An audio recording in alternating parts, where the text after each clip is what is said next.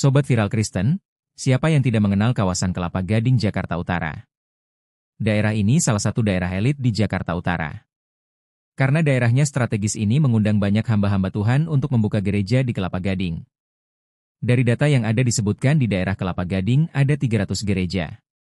Lalu apa yang membuat hamba-hamba Tuhan saling berlomba membuka gereja di Kelapa Gading? Dalam sebuah wawancara di channel YouTube Mitra Indonesia, salah satu hamba Tuhan senior yang sudah lama melayani di daerah Kelapa Gading yakni Pendeta Tony Mulia mengungkapkan isi hatinya tentang banyaknya gereja-gereja baru bermunculan di Kelapa Gading. Bahkan ada yang menjadi gereja predator yang mengisap jemaat gereja lama yang ada di Kelapa Gading. Berikut ini videonya, tapi jangan lupa untuk subscribe channel Viral Kristen ini agar kamu terus mendapatkan berita viral soal dunia kekristenan. Buka gereja dengan orientasinya uang, bukan jiwa. Ya mereka pasti lihat Kelapa Gading. Tapi saya percaya bahwa Yesus itu sebenarnya bukan orientasinya bisnis ya.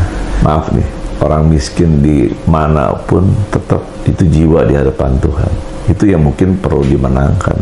Kalau hari ini saya lihat ya orientasinya menjadi bisnis yang lebih homo homini lupus yang kuat, makan yang lemah gitu. Jadi rasanya masa gereja saling menggigit, menjadi predator buat yang lain. Kasihanlah, saya benar-benar saya ketemu dengan satu orang tua yang satu kali menangis sebagai gembala, dan dia cerita, Pak Tony, sekarang orangnya sudah meninggal. Ini dulu yang menangin orang sebelah sana itu saya, Pak, kumpul di gereja kami. Tapi sekarang seperti ini, gerejanya kosong, AC-nya masih Pak AC window, dok gitu. Ya lalu terus kemana jemaatnya? Kabur, kemana? Ke situ, saya nggak sebutkan lah. Gerejanya yang lebih gede, lebih bagus, katanya Pak Tony. Padahal mereka kami yang menangkan dari keluarga demi keluarga, dan sekarang orangnya udah nggak ada sih.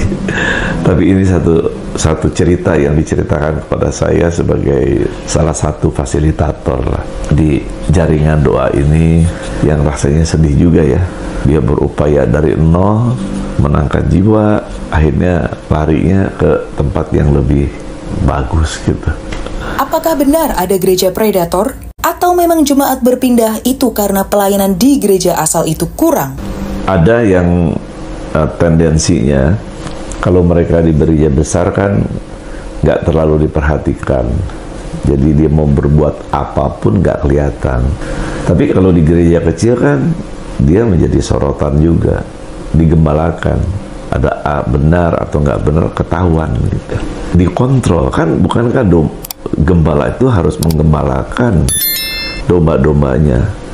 Tapi kecenderungan orang sekarang kan enggak, menjadi gereja bioskop yang dengan catatan siapa ya yang nanti jadi pembicaranya. Kalau bagus rame gitu, nggak beda dengan bioskop. Kalau yang filmnya bagus rame gitu.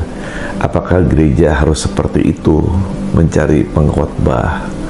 Bukankah kita kalau sebagai domba makan yang enak, makan yang nggak enak juga harus dimakan gitu. Sebagai orang rohani, saya percaya dari Tuhan pun nggak semuanya makanan enak. Kadang-kadang nggak enak, tapi kan bisa jadi bermanfaat. Kadang-kadang pahit, tapi kan itu jadi obat gitu ya. Jadi ini mungkin menurut saya yang perlu dipertimbangkan gitu.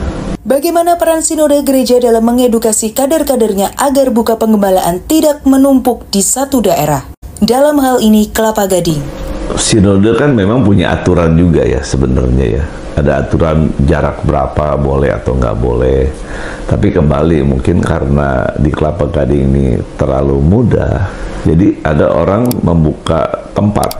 Saya tahu nih sekarang ada orang buka tempat nih, nggak punya jemaat. Ya terus minta supaya saya juga di situ tolong bantu gitu. Saya bilang gimana, kita udah banyak gereja ratusan gitu, karena di sini izinnya gampang. Dan akhirnya ada juga gereja yang datang kemari tapi jemaatnya dari luar, nggak, bukan dari sini. Jadi untuk ya supaya di sana mungkin sulit dapat izin, tapi di sini ya cuma buka. Bagaimana Sobat Viral Kristen? Setujukah kamu dengan pernyataan Pendeta Tony Mulia ini? Share pendapatmu di kolom komentar ya.